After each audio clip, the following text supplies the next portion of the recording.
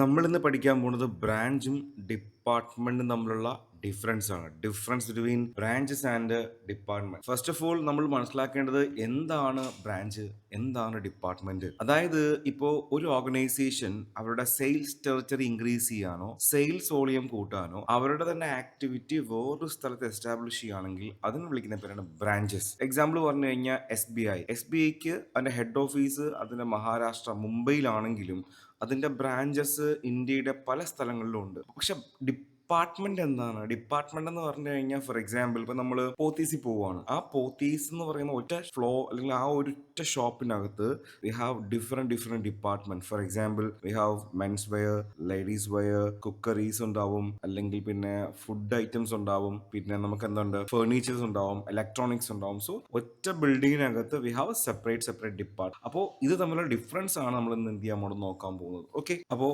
എന്താണ് ബ്രാഞ്ചസ്, എന്താ departments difference? ഒന്ന് സെഗ്രിഗേഷൻ ഓഫ് യൂണിറ്റ് ആണ്. First basis segregation of unit ആണ്. നമുക്കറിയാം ബ്രാഞ്ചസ് എന്ന് പറയുന്നത് എപ്പോഴും ഹെഡ് ഓഫീസിൽ നിന്ന് ഫിസിക്കലി ഡിറ്റാച്ച്ഡ് ആണ്. എന്ന് പറഞ്ഞാൽ ഹെഡ് ഓഫീസ് വേറൊരു സ്ഥലത്തായിരിക്കും, ബ്രാഞ്ച് വേറൊരു സ്ഥലത്തായിരിക്കും. പക്ഷെ ഡിപ്പാർട്ട്മെന്റ് അങ്ങനെ അല്ല. ഡിപ്പാർട്ട്മെന്റ് എപ്പോഴും ഓപ്പറേറ്റ് ചെയ്യുന്നത് സെയിം ബിൽഡിംഗിലായിരിക്കും along with the main office. Main ഓഫീസിന്റെ കൂടെ ആയിരിക്കും ഡിപ്പാർട്ട്മെന്റ് വർക്ക് ചെയ്യുന്നത്.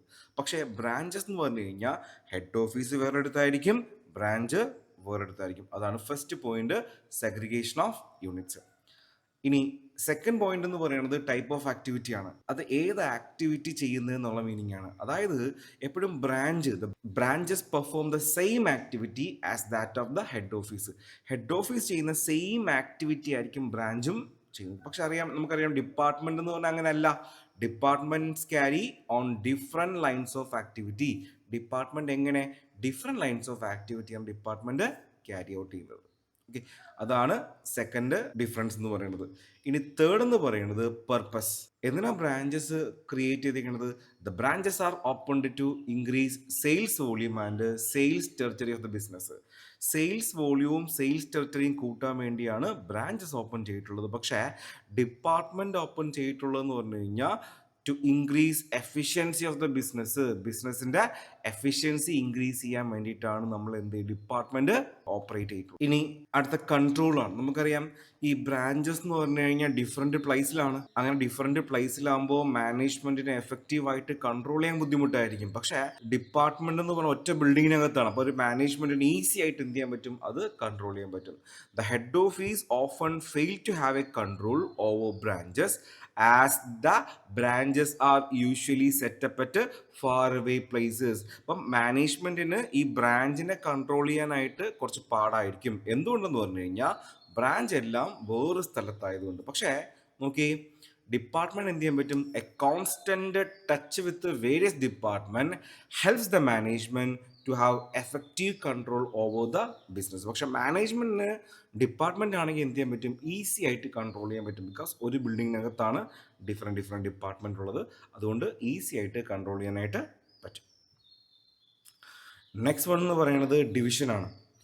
നമുക്ക് ബ്രാഞ്ചസ് എന്ന് പറയുന്നത് ബ്രാഞ്ചസ് മേ ബി ഇത് ഇൻലാൻഡ് ബ്രാഞ്ച് ആവാം, ഫോറിൻ ബ്രാഞ്ച് ആവാം. പക്ഷെ department we have only inland branch. അതായത് ഫോർ എക്സാമ്പിൾ ഇപ്പോൾ എസ് ബി ഐയുടെ എക്സാമ്പിൾ പറയാം. എസ് ബി ഐക്ക് ബ്രാഞ്ച് യു എയിലുണ്ട്, മാൽദീവ്സിലുണ്ട്, അങ്ങനെ പല സ്ഥലങ്ങളിലും എന്തുണ്ട്? എസ് ബി ഐക്ക് ബ്രാഞ്ച് ഉണ്ട്. അപ്പോൾ ബ്രാഞ്ചസ് ചിലപ്പം ഇൻലാൻഡ് ആയിരിക്കാം, അല്ലെങ്കിൽ എന്തായിരിക്കാം? ഫോറിൻ ആയിരിക്കാം. ഇൻലാൻഡ് എന്ന് പറഞ്ഞാൽ ഇന്ത്യയുടെ ബൗണ്ടറിക്ക് അകത്തുള്ള ബ്രാഞ്ചാണ് ഇൻലാൻഡ് ബ്രാഞ്ച്. ഫോറിൻ എന്ന് പറഞ്ഞു കഴിഞ്ഞാൽ ഇന്ത്യക്ക് പുറത്തുള്ള ബ്രാഞ്ചാണ് ഇത് ഫോറിൻ ബ്രാഞ്ച്.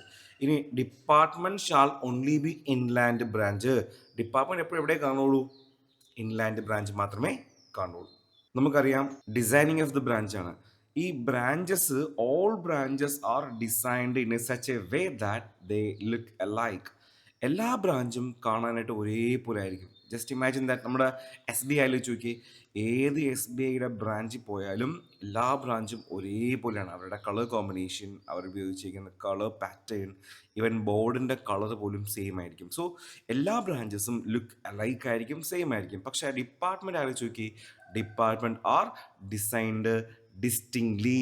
ഡിപ്പാർട്ട്മെൻറ്റ് എപ്പോഴും ഡിഫറെൻ്റ് ആയിരിക്കും. ആലോചിച്ച് നോക്കി, പോത്തീസിൽ പോകുന്നു, അവിടെ മെൻസ് വെയറിൽ അവിടെ മിക്ക ബ്ലൂ തീമിലായിരിക്കും സാധാരണ ഉള്ളത്. പക്ഷേ ലേഡീസ് വെയർ ആകുമ്പോൾ ഒരു പിങ്ക് തീമിലായിരിക്കും. അപ്പോൾ ഓരോരോ ഡിപ്പാർട്ട്മെന്റിനും ഓരോരോ കളർ പാറ്റേൺ ആയിരിക്കും അവിടെ ഫോളോ ചെയ്യുന്നത്. അപ്പോൾ എല്ലാ ഡിപ്പാർട്ട്മെന്റും ഒരേപോലെ അല്ല. ഓരോ ഡിപ്പാർട്ട്മെന്റും അവർക്കനുസരിച്ചുള്ള പാറ്റേൺ എന്ത് ചെയ്യും, ഫോളോ ചെയ്യും. So these are the difference between branches and departments. Okay, thank you.